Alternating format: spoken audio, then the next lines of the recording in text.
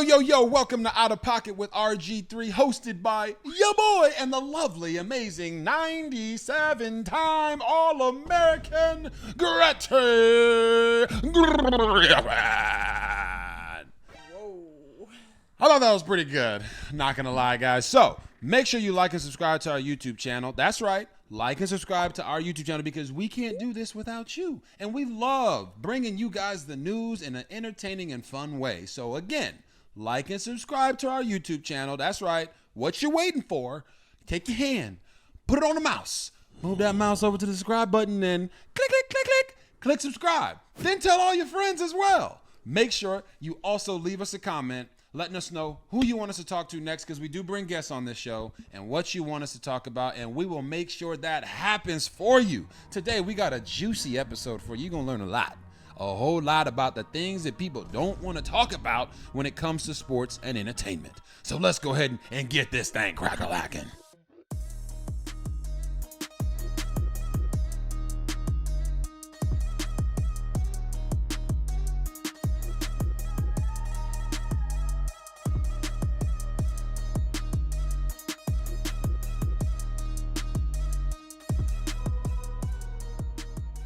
Our first topic today is Shedeur Sanders and the tumultuous NFL draft. Shedeur lost over $40 million after dropping out of the top 3 picks all the way to 144th pick, where he went to the Cleveland Browns in the 5th round. Now, everyone has shared their opinion on it, and many have come out to bury him with the different stories. But when it comes to football, what do you think of the Cleveland Browns QB situation? Oh, it's horrible. It's absolutely terrible situation for a quarterback to be in. Let's get real, people, here. All right? This is the thing that nobody wants to talk about. Shedeur Sanders is in a situation where the NFL and the Cleveland Browns have set him up to sink or swim in year one. What I really mean by that is they set him up to fail. Shedeur Sanders is the 4th quarterback on the Cleveland Browns roster, but let me talk to you about the other guys that they have on the roster.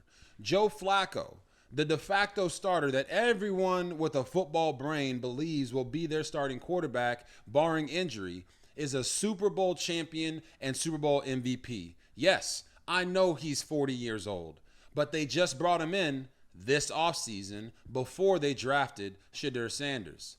The next quarterback, Kenny Pickett. Yes, he's been on 2 other teams, but guess what? The Cleveland Browns traded for him this offseason. That gives you 2 quarterbacks with experience on the roster that you would think this is the de facto starter and the de facto backup. But not only that, they didn't just bring in Joe Flacco, the Super Bowl champ and Super Bowl MVP. They didn't just trade for Kenny Pickett. They also drafted a quarterback in the 3rd round by the name of Dillon Gabriel. Now, Dillon Gabriel is one of the most electrifying and most stat-driven quarterbacks in all of college football history. I believe he has the most starts of any college quarterback ever. And it's because he played 6 years of college football. When you went to UCF, played at Oklahoma, and also was at Oregon. They drafted Dillon Gabriel in the 3rd round of the same draft that they took Shedeur Sanders. So no one wants to talk about this because it's a very difficult topic. Shedeur Sanders is a 5th round pick. Guys that are drafted in the 5th round typically don't make NFL rosters. And if they do make NFL rosters, it was because they showed their absolute talent in the preseason and all through training camp and the offseason. But here's the difference. Most of those guys weren't quarterbacks. Most of those guys weren't fighting to be the 3rd or 4th quarterback on the roster.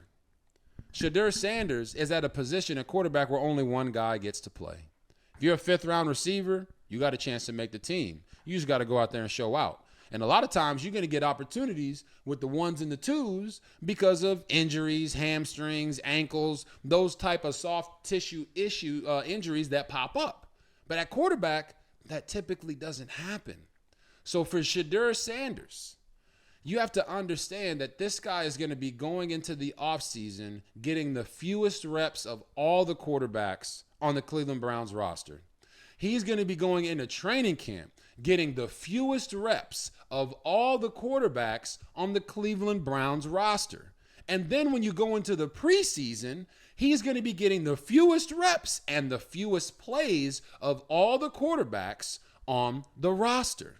But let's say he does get some plays. We all know that the preseason, if you didn't know, let me explain to you.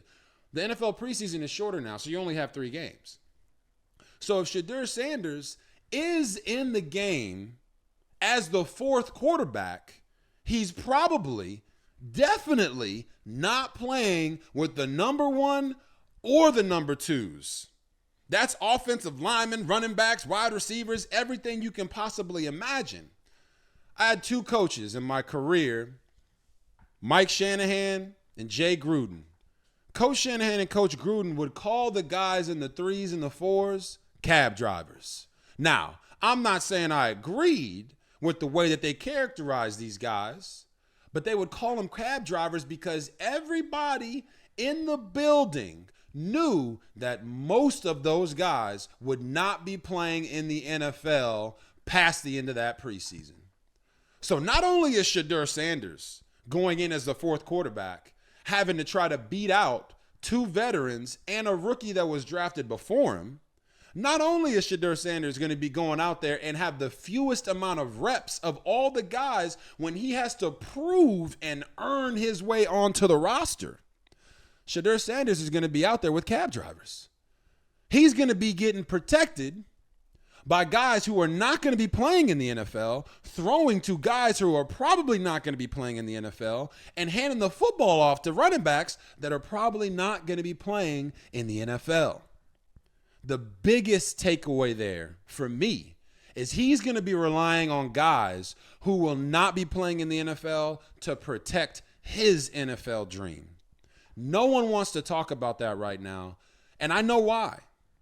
Listen, I know the man that Shedeur Sanders is.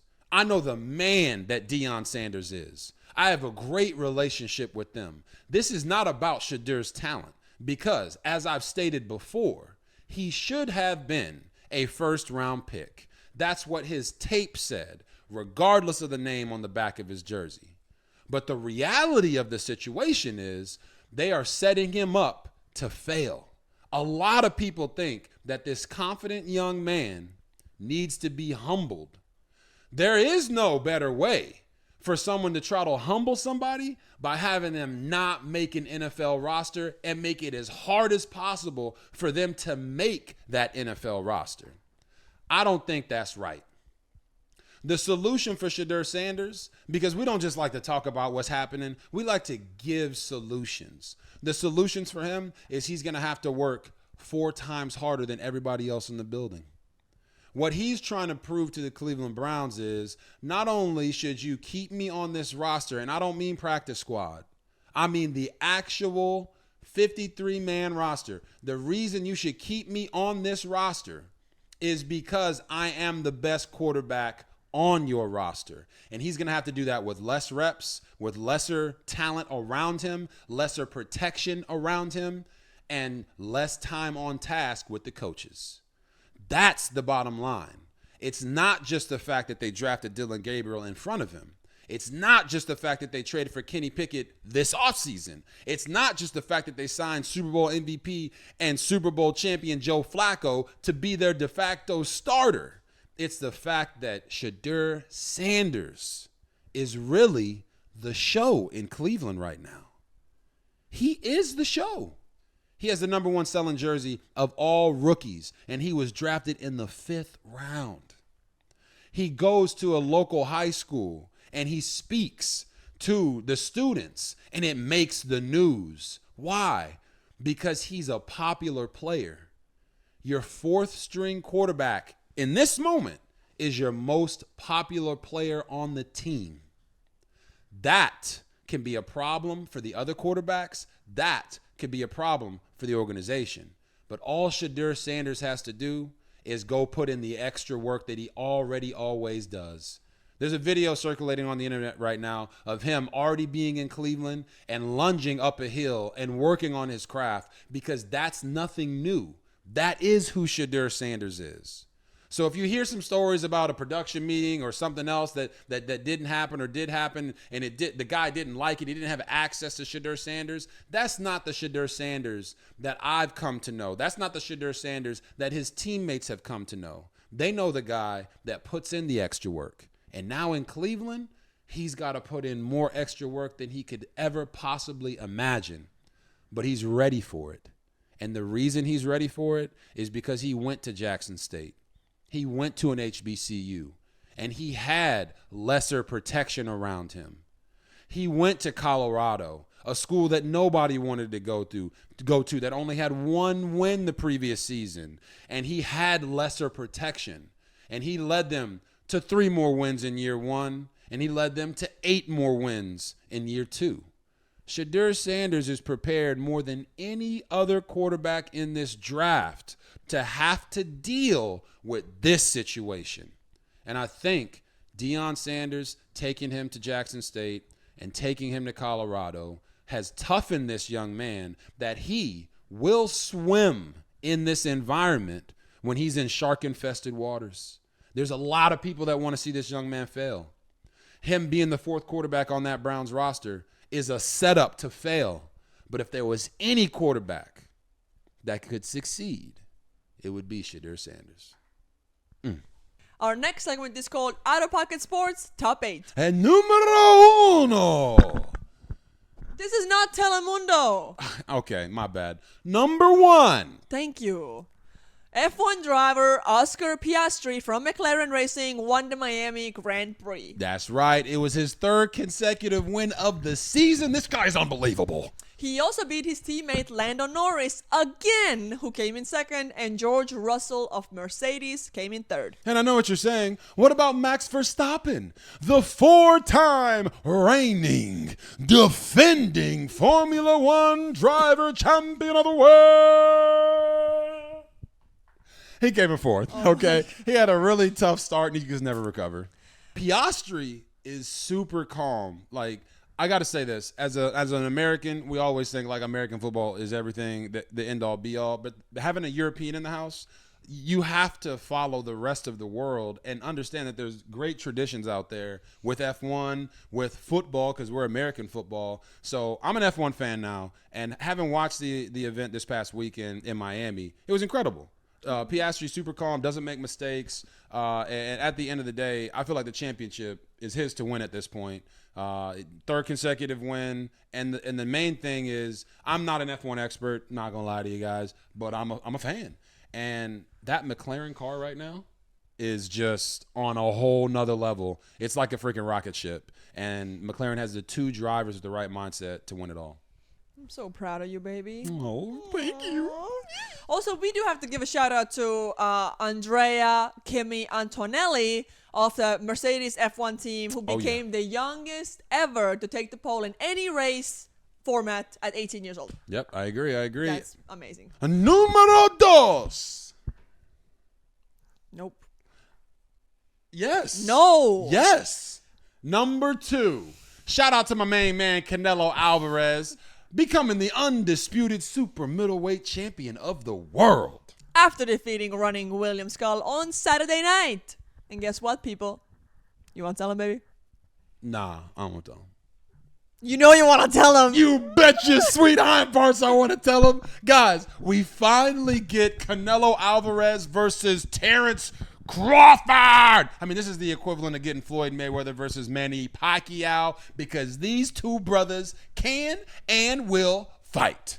I mean, Crawford basically retired Errol Spence Jr., and he is the boogeyman of boxing because nobody wants to face him. That is true. Nobody wants to face him, but he was patient and deliberate in trying to acquire this fight with Canelo Alvarez when a lot of people said that he would never get it.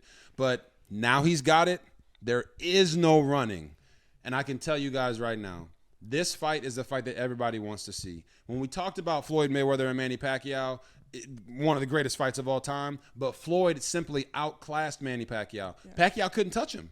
This fight right here between Terence Crawford and Canelo Alvarez, both of these guys have good defense, but they don't have Floyd Mayweather level defense. What that means is, in order for them to get their shots off, their big shots, their big punches, they put themselves in harm's way.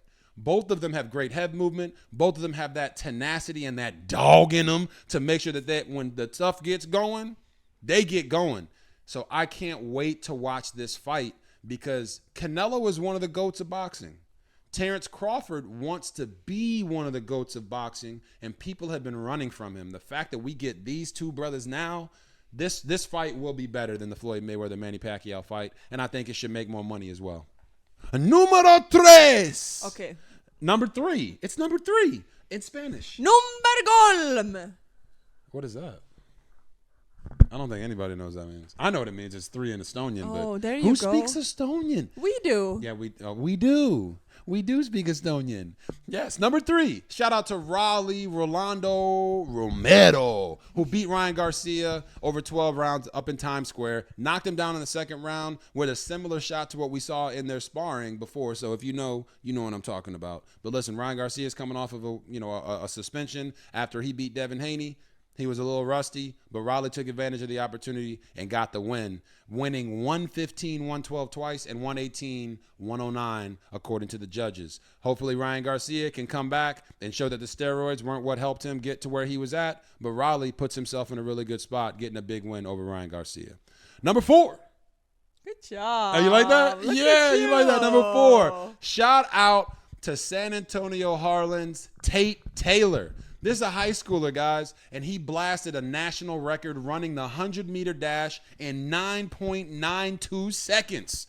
I mean, it's only the third fastest 100-meter ever run for a high school student. I mean, the young man didn't just do that in the 100. He came back in the 200 and also ran a win-legal 20.14 to be the double champion in the 100 and the 200 meters. Make sure you check him out. These high schoolers right now are running so dang fast, I don't know what to say about it. Número 5. Number 5. CC. Masai Russell ran a new American record in 100-meter hurdles of 12:17 at a Grand Slam track meet in Miami. Mm-hmm. Go, girl. You go, girl. Número 6. Number 6. American teenager Maya Merhige swam 27 miles across the Cook Strait in New Zealand. 27? 27 miles. Woo. Not only that, but she swam for 14 hours. Anticipated to swim for 7, she ended up swimming for 14 hours. Withstood thousands of jellyfish stings and doing most of the swimming in the nighttime, like in pitch black water. Like, this is where your biggest fears come to life. Oh, 100%. I'm not swimming at night. Why would anyone swim at night? Clearly, I wasn't ready for that I jelly. agree. Wow. The jellyfish stings were constant, like 25 times a minute. Really? Yes, really. Okay. And they over and over. What? I like watching you. Oh, that's so cute. Número 6. Number 6. American teenager Maya Merhige swam 27 miles across the Cook Strait in New Zealand. What? Not only that, baby. She was swimming for 14 hours in most of the time in pitch black water in the middle of the night. Oh, hell no. It was supposed to be a 7-hour swim, which ended up being 14 hours because she had to withstand thousands and thousands of jellyfish stings. Jellyfish? Jellyfish. Nah, man. And the jellyfish stings were so constant that she got like 25 a minute for 14 hours. Oh, my goodness. And it was literally just over and over and over again that she was getting stung. And they say that it equated to roughly a sting every third stroke. Third stroke? Yeah. Yeah, I'm just not ready for that jelly. I'm not ready for that jelly. Nighttime swimming, jellyfish stings, 27 all bad. miles. Hey, man, shout out to you because that ain't for me. It's just all bad. And her goal is actually to become the youngest person to complete the Ocean's 7. Okay, what's that? So it's a series of brutal open water swims around the globe. that would sound pretty brutal. What That you would be mean one of them. brutal? That sounds brutal by itself. So she has now successfully traversed the Cook Strait, Okay. the Molokai Channel in Hawaii, Okay. the Catalina Channel off the coast of Los Angeles, and the English Channel between England and France. All before graduating high school. Oh, okay. Well, she got a PhD in swimming. That's for dang sure.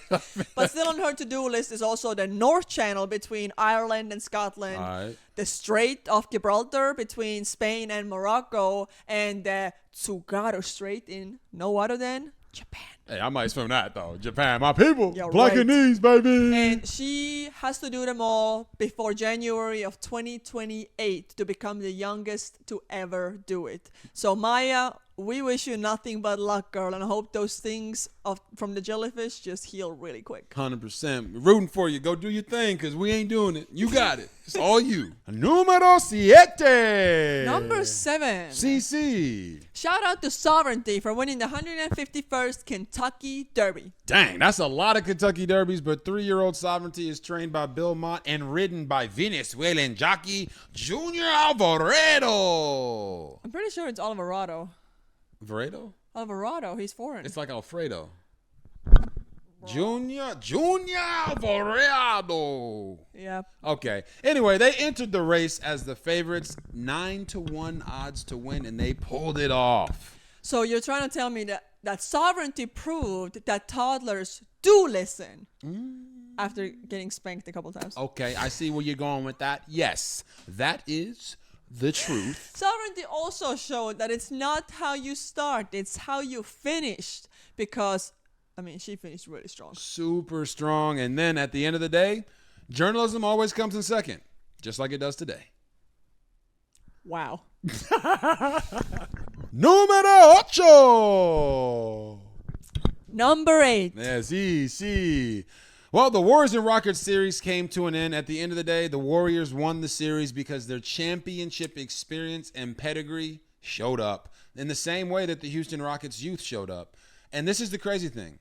Because of their depth and experience, Steph Curry only scored 1 bucket in the first half. But his guy, Buddy Hield, picked up the rest of the team by hitting 6 3-pointers in the first half to have them go into halftime with a 12-point lead. You know what I call that? What'd you call it? HBO.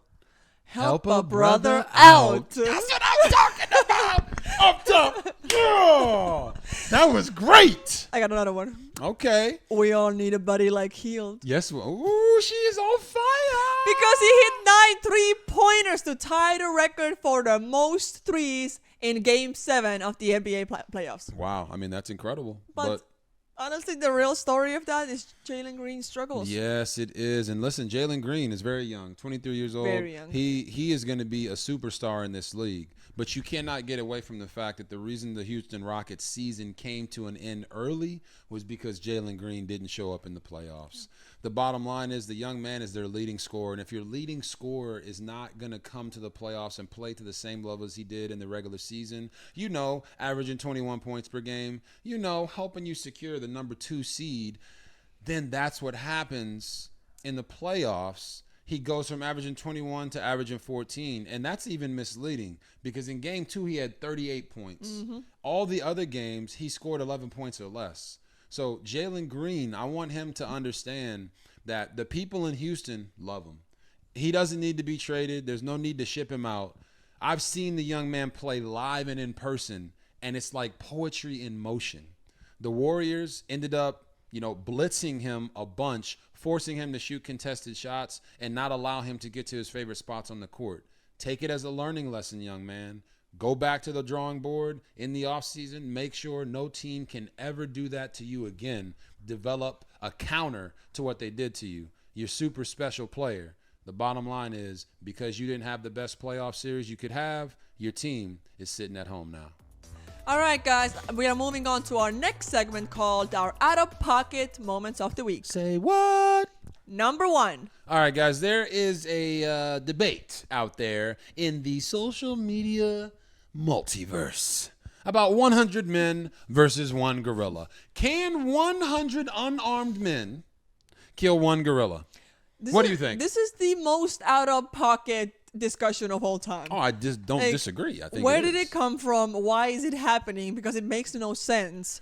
Because okay, first of all, what type of gorilla are we talking about? Are we talking about like King Kong gorilla? No. King Kong is not a gorilla. King Kong is the king of the jungle. King of the Kongs? Yes, he is. We've seen the movies. Okay, so are we're talking about a silverback gorilla. One silverback gorilla versus 100 unarmed men. Who do you think wins? I'm going to go with the gorilla. Why? It's 100% the men that win. What is a one man's kick with no weapons going to do to a gorilla? Oh, it'll do absolutely nothing. One man will get torn apart by a gorilla. Mm-hmm. I think we've actually seen it happen. And then he's going to tear the other man apart too. That's the thing you got to realize. Scientific research, I did it. I didn't just use AI or Chat GPT. I went in and did the real research. And here's the fact of the matter. Wow, he did not tell me to do no research. Hey, listen, you got to be ready for the debate, okay? A gorilla is effective in short bursts. Where's my popcorn bucket? A gorilla is effective in short bursts, which means of the 100 men, the first 30 are going to die. I'm sorry. They're going to die. You have no opportunity. So you got to find 30 people who are willing to die for this lonely cause of proving that 100 men could kill one gorilla. After that short burst, the gorilla will get tired. So I've seen a lot of people talking about, the guys got to be organized. They don't really have to be organized. They just all have to attack at the same time. Because if you tired the gorilla out, there is a chance that those last 20 men won't be severely hurt or severely injured, but they'll be dominant and be able to dominate that gorilla. That is scientific. Gorillas cannot fight for that long, so the longer the fight goes, the better chance the 100 men have. But don't let it get twisted. 70 of them 100 men gonna be dead or hurt severely, broken legs, broken spines, paralyzed from the neck down. But they're gonna be 30 guys that can pound their chest like, yeah, that's right. Thank you, Claude, for sacrificing your life for this dumb cause of 100 men killing one gorilla. But that's the truth. That they get nothing for. They get nothing for. Social media cred. Also, you also have to ask yourself, since you're picking the gorilla, is this gorilla ready to fight? Like, does the gorilla know? Does the gorilla know the fight's happening? Does the gorilla know that the fight is happening? You know what I mean? I'm assuming no. I'm assuming. Is he just... Is is this a zoo gorilla or is this a wild gorilla? No, it's not no zoo gorilla. Because a zoo gorilla gonna be sitting there eating a banana, looking at them like throwing some poop at you. Like what they doing? But that wild gorilla out there, it has to be a wild gorilla. I think it's got to be a wild gorilla. And the men have to show up to his territory. Yeah, because then he'll protect his territory. Because Exactly. the zoo gorilla is like a suburban man, a little softer. And baby, tell the viewer who the wild gorilla is. The wild gorilla is from Copper's Cove, Texas. That's right. C-Town, baby. C-Town. They call it the Cove. That's my hood. The Cove. If y'all don't know where we had ostriches in the backyard. If y'all don't know where Copper's Cove, Texas is, it is not the hood. Yes, and Robert is not from the hood. I'm from C-Town. Oh my That's God. our hood. Guys, please don't believe that. C-Town. Okay. Copper's Cove. The gorilla. You better recognize in Texas, we known. All right. If the gorilla was from Copper's Cove, nobody's got a chance. Okay? Nobody's got a chance. Moving on. Oh my God. Here we go. Number 2. Sexy Red goes viral wearing a hijab in Dubai while throwing up poses that are not quite appropriate while wearing a hijab in a country that is very, very, how do I say that? Conservative. Where was she at? In Dubai. She was in Dubai. Ooh, okay. What do you think about that?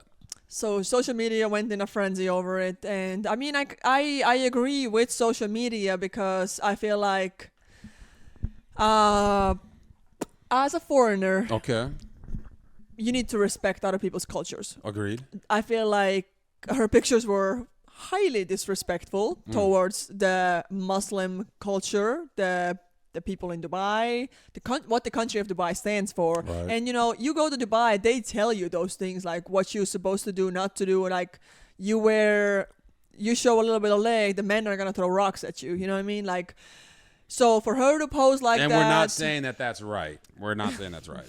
But for her to pose wearing the hijab with her middle fingers up, showing her butt and all that.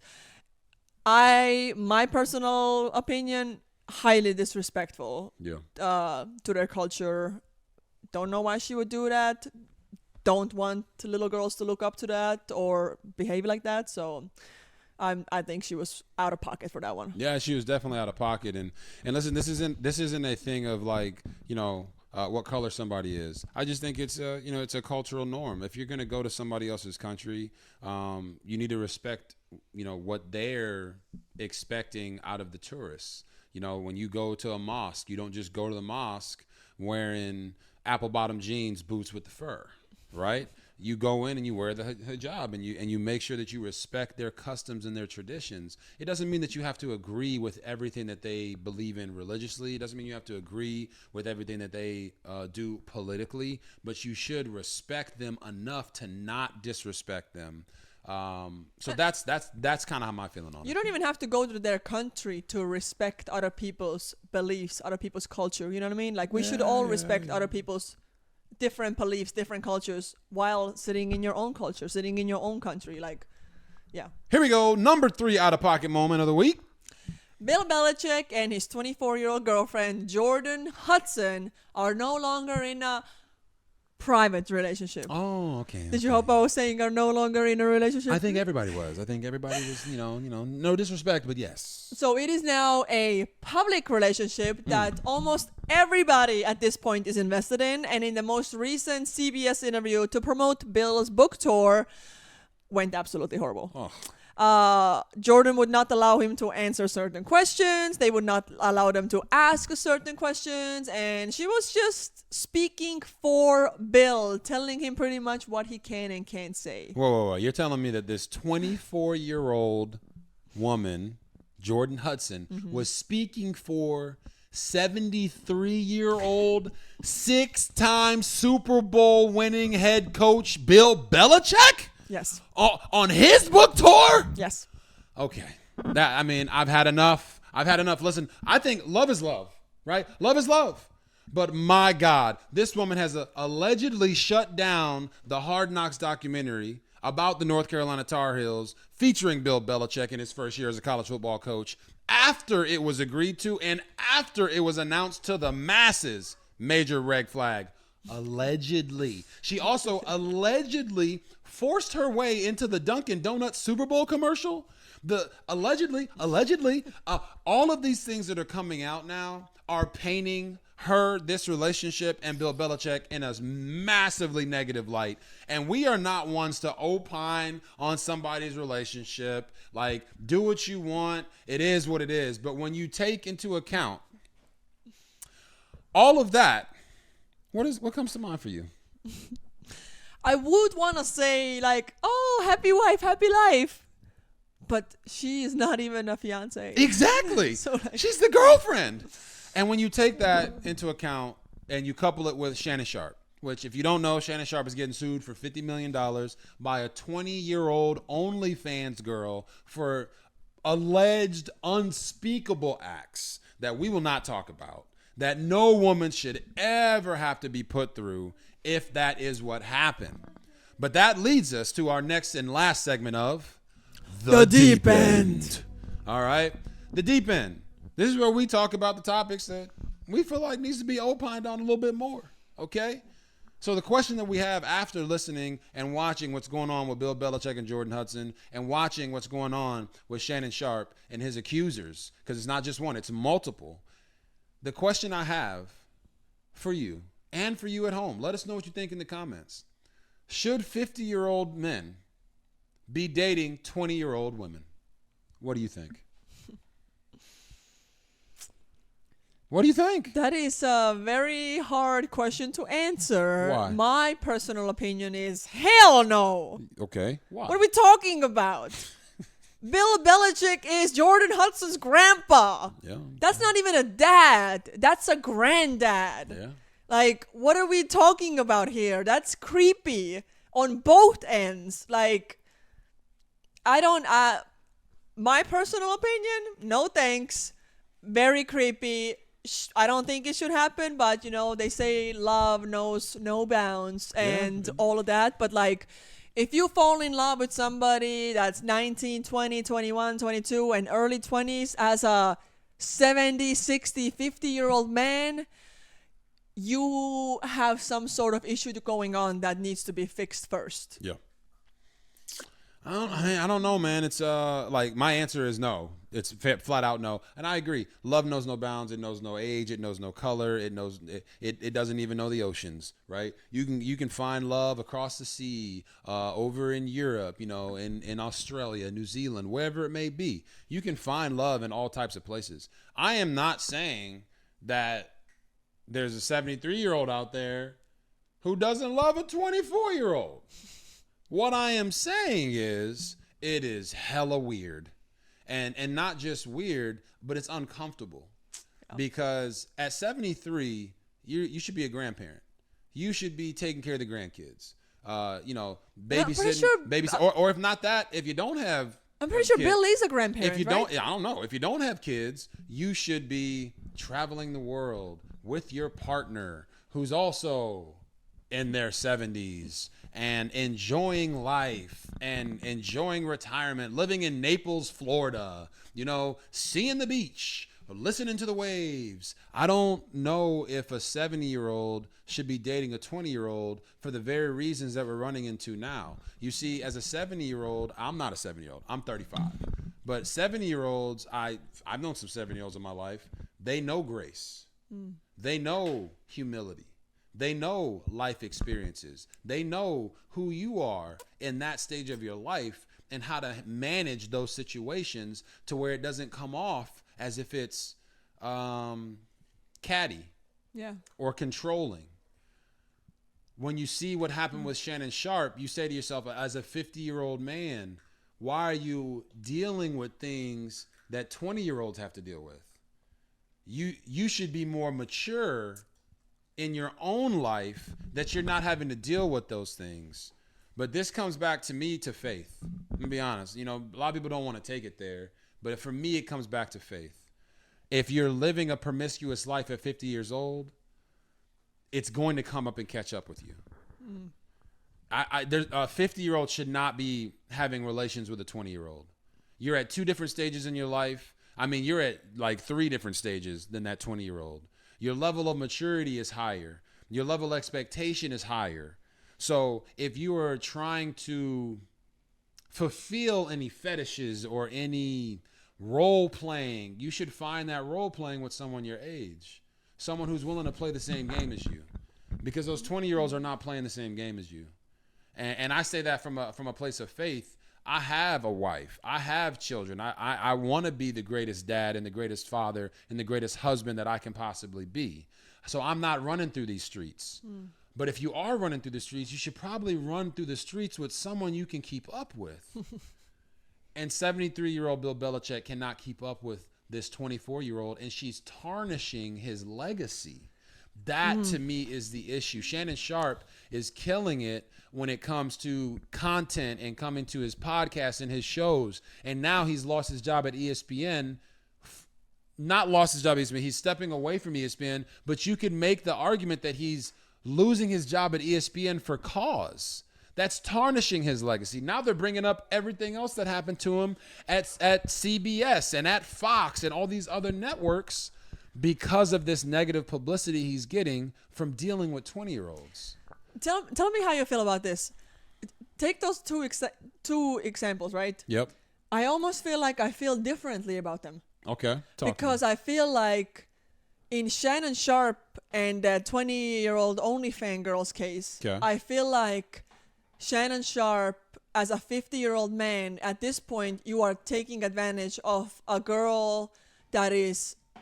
A 20-year-old girl is not fully mature. You can say that they are an adult, yes, but they make stupid decisions, okay? We've all been 20. Yep. So I feel like a 50-year-old man would be taking advantage of a 20-year-old woman because they don't know better. But when I think of Bill Belichick as a 73-year-old and Jordan Hudson as a 24-year-old, now I almost want to flip it and say Jordan Hudson is the one taking advantage of Bill Belichick because he's old and probably not gonna, get married again or none of that. So, Wow. like, I don't know how to put that, but like, I know, like, do I feel that way because of the bigger age gap or like? No, I think you're onto something there, because the 73-year-old, like, we all know our grandparents, right? Yeah. If your grandparents, or maybe it's your parents, maybe your parents are in their 70s, or for us, like, our grandparents are in their 70s. Grandparents don't really care about much. Yeah. Right? They might walk around the house naked 23 hours out of the 24-hour day. They're not going to trip on a bunch of stuff. Most 73-year-olds, they just let things fly. They don't care. They don't want to even muster up the energy to combat something. And sometimes when I watch these clips of Jordan Hudson and Bill Belichick, it just looks to me like Bill is like, you know what? I'm having fun. I don't care what any of y'all think. And she can say and do whatever she wants because she's my girlfriend. And I'm okay with that. And it's hard to watch the guy that you believe is the greatest coach in NFL history do something like this. And it's gotten to the point where, like, he is very protected in the media, even though he wasn't great to the media when he was a coach. He's very protected in the media. And, like, even those guys are saying, hey, this is making me uncomfortable. This is not the Bill Belichick that I know. Mm. And I just feel like as an older man, you don't want to ever put yourself in that situation where you're opening up your private life to be dissected because you have a damn near 50-year age gap between yourself and the person that you're dating. Yeah. And this is not just a football thing. Y'all listen, I love Leonardo DiCaprio. Hey, Leo, you want to come on the show? Anytime, brother. But a lot of people have killed Leo DiCaprio for dating younger women. And let us know what y'all think in the comments about whether Bill Belichick and Jordan Hudson is love, real love, or what do you think about what's going on in that relationship? And also what you think about the Shannon Sharpe situation. Should 50-year-old men, 50-plus-year-old men be dating 20-year-olds? I say no. I also say no. All right, guys. Well, that's our show for the day. We appreciate you guys tapping in with us. Make sure you like and subscribe to our YouTube channel. Remember, like and subscribe to our YouTube channel. Leave a comment. Let us know who you want us to talk to next because we bring guests on the show.